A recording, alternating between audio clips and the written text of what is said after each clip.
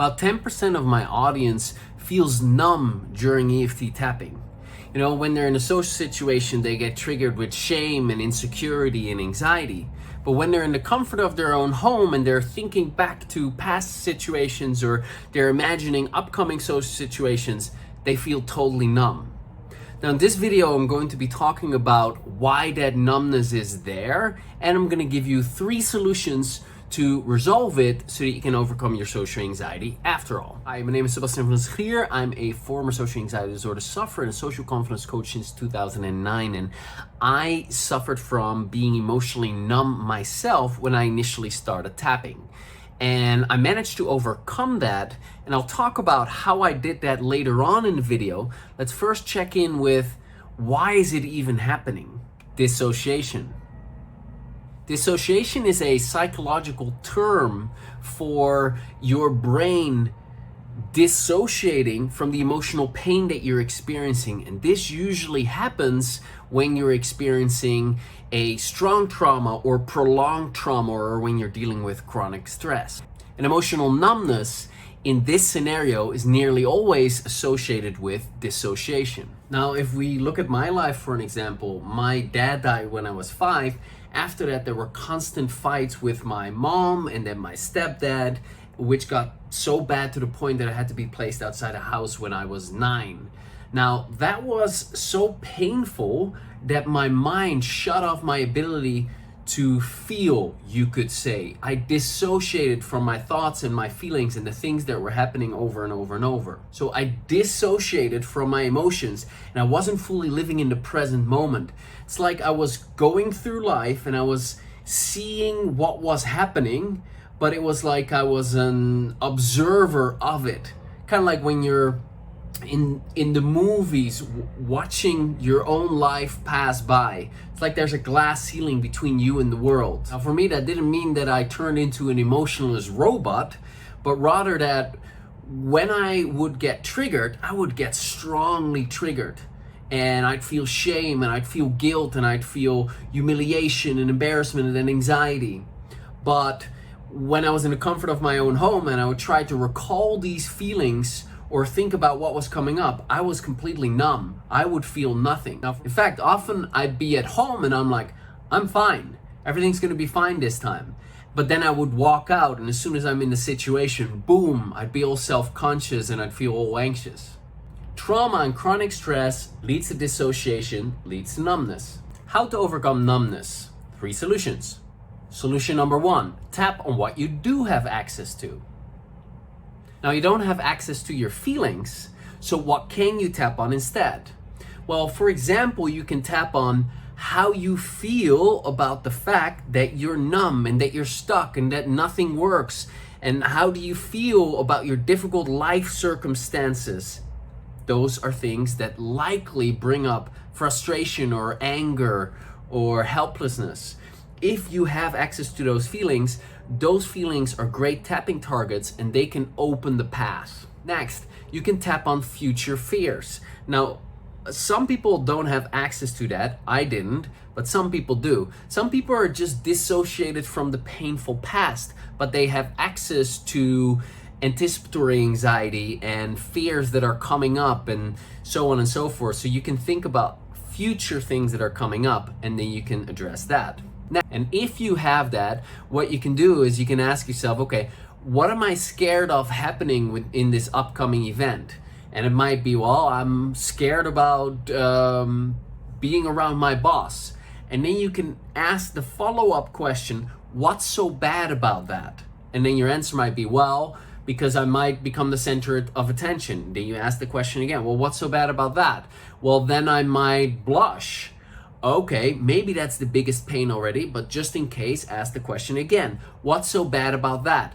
Well, then my boss looks down on me and he loses respect for me. Aha, that might be the worst thing. When you get this specific, it might provoke feelings, and then you've got things you can tap on. Next, you can tap on the thoughts and the images. So you do not have access to the emotions, but the thoughts that are coming up when you're thinking about past memories or when you're thinking about upcoming scenarios, these are valuable tapping targets because emotions are often connected to these thoughts and to these images, even though you do not have conscious awareness of it. It is still there. So you can simply tap on the thoughts that are coming up. So keeping with the example, you might tap on, my boss is looking at me with a look of disdain, or I'm afraid that I'm going to lose his respect. Whatever thoughts that are coming to mind around this particular thing that you're worried about. And finally, and this is probably the best one, you can tap right after you get triggered. So this is what I used to do. So I'd get triggered in a social situation, and as soon as I'm out of the social situation, I immediately start tapping on whatever happened. And I might tell the story of what happened while I tap. I will tap on the feelings that are still kind of warm, so to speak, that are still there. And I ask myself questions like, what happened that caused me to feel so uncomfortable? What was said and how did I interpret that? What did it mean to me? What did it mean about me? And whatever answers I would have, those would be very valuable tapping targets. I might ask myself, why did I not feel safe in that situation? Why did I not feel comfortable there? What did I perceive as a threat? And whatever answers I come up with, I tap on. I might look for images like, oh, when he looked at me in that particular way, that's when it started, okay? I would bring that image of that guy looking at me in that particular way, and I would just tap. And this is what I would do. Now, all of these simple tapping techniques may help you make some progress, but it's unlikely to resolve all of your social anxiety, and it may not deal with all of the numbness as well, which is why solution number 2 is very important. Solution number 2, work with a skilled therapist. Now, when you're dealing with emotional numbness, there's significant stuff going on. There's unprocessed trauma, and you're dealing with the dissociation and emotional numbness. So you're going to need some assistance in order to resolve that. It's unlikely going to resolve itself, or it's unlikely to resolve itself just by doing your own tapping. I'm not saying it's not possible. I'm just saying it would be so much easier and so much more likely to resolve itself when you're working with a skilled therapist. Now, what are you looking for in terms of a therapist that can help you? Well, you definitely are not looking for a cognitive behavioral therapist who is having a very logical approach. Rather, you're looking for a relational therapist who builds a relationship with you and who focuses on the healing component of that relationship. And that relational therapist also should be trauma informed and ideally skilled and experienced in helping people with what it is that you're dealing with, so that you go to this person and you can trust, okay, I'm in the right place. This person can actually help me. This person has a track record of helping people just like me, because in that way you're not therapist hopping all over the place. So it's worth your time to invest in finding a therapist that can actually help you. Now, additionally to what I just said about that therapist, it would be great if that person is also a tapping practitioner, or even like an EMDR practitioner, or just someone who works with modalities to work through trauma. What other things that come to mind is like potentially breath work or somatic experiencing. These things can really help. Solution number 3, work with methods and approaches that don't require you to feel. Now, there's a bunch of things that might help that I'm not very experienced in myself, such as holotropic breath work. I've done it a whole bunch of times myself, very powerful experience, but that was already when I had already resolved my emotional numbness.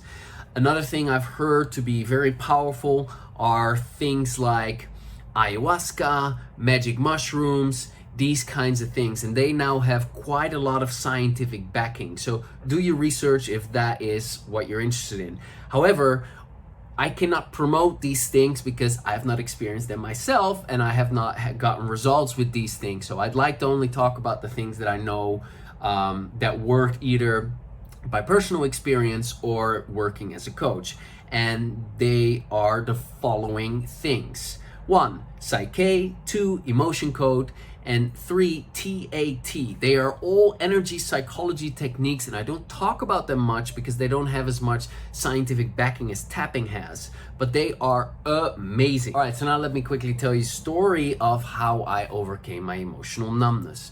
So initially, when I started working with the tapping, I couldn't tune into any feelings. So what I did is I just started tapping on any limiting beliefs that I could find. But still, I couldn't find any shifts after that.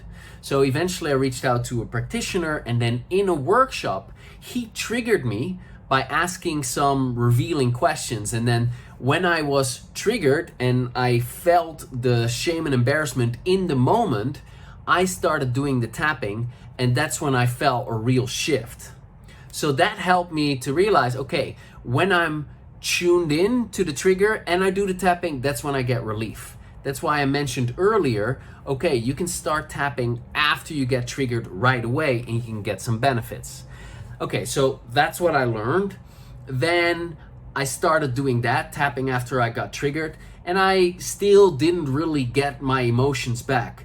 Then eventually I found this practitioner when I was living in Thailand, and I was Googling EFT practitioners Thailand to see if there are any more people. And this is like 10, 12 years ago. And I found this lady who did like a group EFT workshop. So I told my best mate, Tom, let's go and see what this is all about. Now afterwards, I talked to her and I'm like, so how's it going? Do you have a lot of clients? And she's like, well, yeah, I'm doing well, but I don't use EFT so much anymore these days. I'm like, okay, why is that? She's like, because I'm using something that's like EFT on steroids. I'm like, what?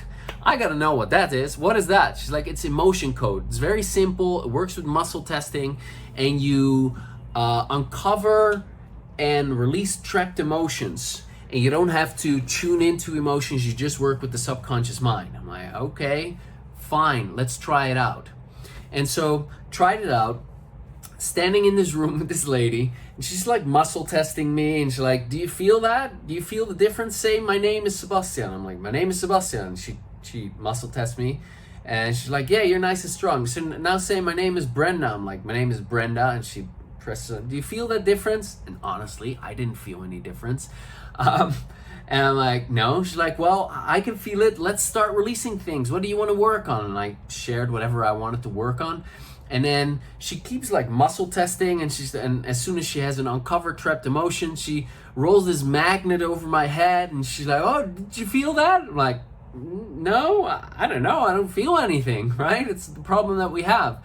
And she's like, okay, anyway, let's keep going. Now, 25 minutes later, she's like, how are you feeling now? And I felt like a bit tired. You know, like I had done I felt exhausted. And she's like, all right, well, just go home and notice what happens the next day. Next day, I felt horrible, as bad as I had felt in a long time. And I was like, all right, I don't know what happened there, but I don't feel great. The day after that, however, I felt more connected. I felt more in my body. I felt more present. I'm like, whoa, something has shifted. And what that lady told me, it's like EFT on steroids. I don't agree with that. That was just her interpretation. The way I see it is it's just another way of addressing problems, and it is not the end all be all. It's just another way of addressing things. I like to have a bunch of techniques in my toolbox so that I can address whatever comes up for my client. However, with tapping, I can address pretty much anything. And when there's an additional issue that I don't have access to, I might resort to something like emotion code. But it is amazing, and I highly recommend that you go check it out. And I even interviewed the founder, Bradley Nelson, on my podcast. And the podcast episode you can find below this video. Now, After that, I started exploring other techniques, other energy psychology techniques, and one of them is called Psyche, psychological kinesiology. And I got to that because I was reading the book on matrix re-imprinting, which is an advanced EFT technique that combines NLP and inner child work. And the lady who co-wrote that book attributed her resolving her bipolar to doing matrix re-imprinting and Psyche. Now, I was already a matrix re-imprinting practitioner, and her talking that highly of Psyche, I'm like, I gotta check this out. So I went to a workshop of Psyche, and then in Psyche, you also use muscle testing, and you use this technique to install positive beliefs directly into your subconscious mind. I know this all sounds weird and wacky, but it is amazing. Yeah. So you end up sitting in a particular pose, and then while you're sitting in that particular pose, your brain is put into delta and theta brainwave stage, which makes you more suggestible. And then while you're sitting in that particular pose, you start affirming a new belief to yourself, which is determined by muscle testing. And then as you do that over and over and over, the resistance to the belief starts to resolve, and then you experience a shift. It's like affirmations, but they don't really work very well. They take forever, and you're only building up something positive. You know, I like myself, I like myself, I like myself. Say it with conviction. I like myself, I like myself. Say it in front of the mirror. You know, pump your chest and say it with all the emotion you can. I like myself. Yeah, and you're building that up in the comfort of your own home. You're really like, yeah, I like myself. Everything's great. And then you walk into a social situation and someone gives you the cold shoulder and you're like, oh, I hate myself. Yeah, because the underlying deeper stuff has not been resolved. That's what you tap on, or that is what gets resolved with Psyche. So it doesn't just install the positive, it actually resolves the negative. It is amazing, and I've had life-transforming shifts, and I facilitated life-transforming shifts for my clients. So when I went to a Psyche workshop, I was sitting in that pose, I was affirming the affirmation that we had determined would be beneficial for me, and I actually felt a shift. And so there I actually felt something physically moving in my body, which I hadn't felt up until that point with tapping. That came later. Now I can sense everything very, very, very well, because I'm very sensitive to my emotions now. But so Psyche also helped me to be more in tune with my emotions. So emotion code helped me, Psyche helped me, and currently I found that TAT also helps people resolve traumatic stuff and helps people resolve dissociation without needing to tune into the emotions. And you know, that is another thing that you can try out. It's from Tapas Fleming. It's amazing. I highly recommend these three. So in closing, I'd like to say that I am not a numbness specialist. I don't specialize in dissociation, and if you're dealing with this kind of stuff, I'm unfortunately not your guy. I'm making this video for you so that you now know what to do and where to go to, and how to move from where you're at to getting back into your feelings. It is possible to get to that place.